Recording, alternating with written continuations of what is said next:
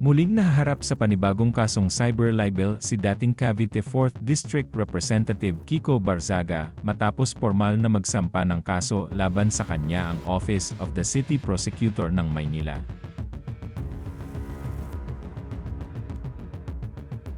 Ang reklamo ay may kaugnayan sa isang Facebook post na inilathala niya noong January 2026 kung saan iniugnay niya ang ilang miyembro ng National Unity Party o NUP sa umano'y pagtanggap ng suhol. Kabilang ang Manila 2nd District Representative Rolando Valeriano. Dahil dito, umusad ang kaso at inihain na ito sa Manila Regional Trial Court.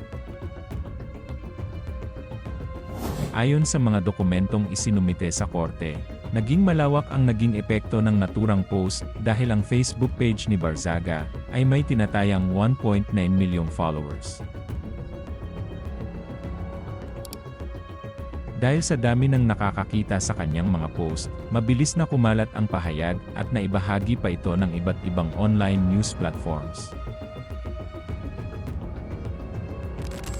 Ito ang isa sa mga naging batayan ng prosekusyon sa pagsasampa ng kasong paglabag sa Cybercrime Prevention Act of 2012 kaugnay ng cyber libel. Kasabay nito, inirekomenda ng Office of the City Prosecutor ang piyansang nagkakahalaga ng 10,000 pesos para sa pansamantala niyang paglaya habang dinidinig ang kaso sa hukuman. Sa ngayon, wala pang inilalabas na opisyal na pahayag ang kampo ni Barzaga kaugnay ng panibagong reklamong kinakaharap niya.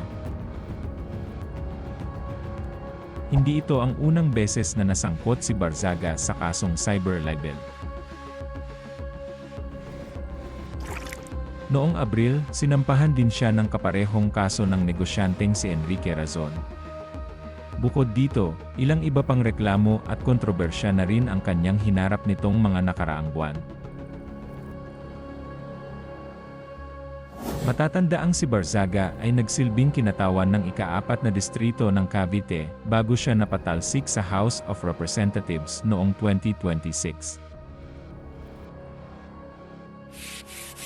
Bago pa man ang kanyang pagpapatalsik, 2 beses din siyang nasuspinde dahil sa iba't ibang issue at naging sentro ng maraming kontrobersya dahil sa kanyang mga social media posts at pampublikong pahayag. Sa ngayon, nakatutok ang pansin sa magiging takbo ng panibagong kasong ito habang hinihintay ang susunod na hakbang ng korte at ang posibleng tugon ng dating mambabatas.